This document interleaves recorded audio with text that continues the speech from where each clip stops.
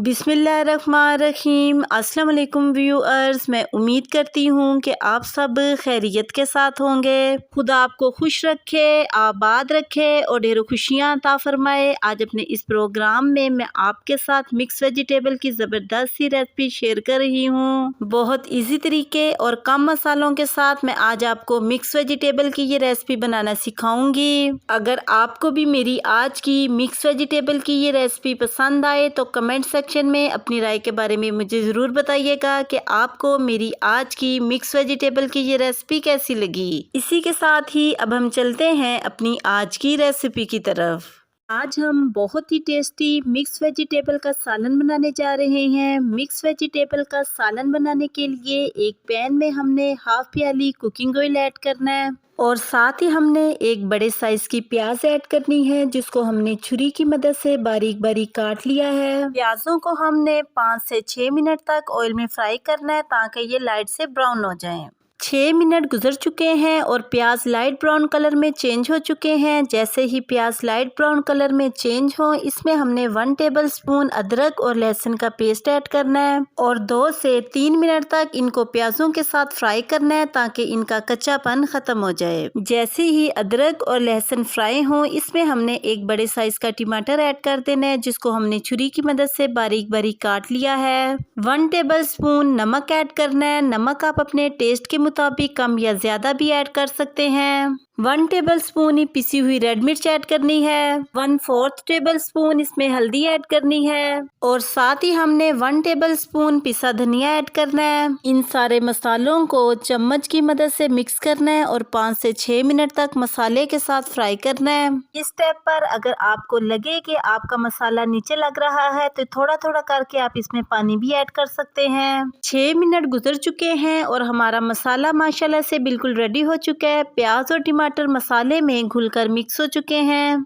जैसे ही मसाला रेडी हो, इसमें हमने एक प्याली इस साइज में कटे हुए आलू ऐड कर देने हैं और साथ ही इसमें हमने एक प्याली गाजर ऐड कर देनी है। आपने कोशिश करनी है कि आलूओं और गाजर का साइज बराबर हो और साथ ही इसमें एक छोटी प्याली हमने मटर ऐड कर देने हैं और साथ ही एक छोटी प्याली इसमें मूंगरे ऐड कर देने हैं। छुरी की मदद से मूंगरों की इस तरीके के साथ हमने कटिंग कर लेनी है। इन वेजिटेबल्स के अलावा भी जो भी वेजिटेबल्स आपको पसंद हो आप अपनी मिक्स सब्जी में ऐड कर सकते हैं।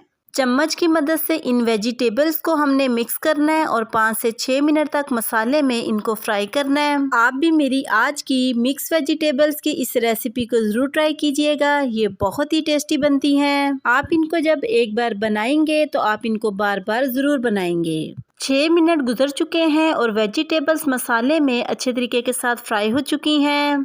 जैसे ही वेजिटेबल्स फ्राई हों, इसमें हमने हाफ कप पानी ऐड कर देना है। हमने इतना पानी ऐड करना है कि इसमें हमारी वेजिटेबल्स अच्छे तरीके के साथ गल जाएं। चम्मच की मदद से इनको एक बार मिक्स करना है और ढक्कन की मदद से इनको कवर करके 10 से 12 मिनट के लिए मीडियम फ्लेम पे इनको पकाना है। 12 मिनट गुजर चुके हैं और हमारी मिक्स वेजिटेबल का ये सालन बनकर बिल्कुल रेडी हो चुका है और इसका पानी भी बिल्कुल ड्राई हो चुका है। चम्मच की मदद से इनको एक बार हमने मिक्स करना है और 4 से 5 मिनट तक चम्मच को मुसलसल हिलाते हुए इनको मजीद फ्राई कर लेना है। फ्राई करने से हमारी मिक्स वेजिटेबल का ये सालन बहुत ही टेस्टी बनेगा। और लास्ट पर इसमें हमने 1/4 टेबलस्पून पिसा गरम मसाला ऐड करना है। थोड़ी सी इस कटिंग में कटी हुई हरी मिर्ची ऐड करनी है। बारीक कटा हुआ हरा धनिया ऐड करना है और चम्मच की मदद से इन सारी वेजिटेबल्स को हमने मिक्स कर लेना है। आप अपने घर वालों और बच्चों को भी मिक्स वेजिटेबल की ये रेसिपी ज़रूर बना कर दें। उनको भी आपकी मिक्स वेजिटेबल की ये रेसिपी बहुत पसंद आएगी। इस स्टेप पर चूल्हे की फ्लेम को हमने ऑफ कर देना है। अब हम अपनी मिक्स वेजिटेबल के इस सालन को एक प्लेट में निकालते हैं। अगर आपको भी मेरी आज की मिक्स वेजिटेबल के सालन की ये रेसिपी पसंद आए तो कमेंट सेक्शन में अपनी राय के बारे में मुझे ज़रूर बताइएगा कि आपको मेरी आज की मिक्स वेजिटेबल के सालन की ये रेसिपी कैसी लगी। और साथ ही मेरे चैनल को सब्सक्राइब करना और बेल आइकन के बटन को प्रेस करना मत भूलिएगा। इससे मेरी न्यू आने वाली हर वीडियो का नोटिफिकेशन आपको आसानी मिलता रहेगा।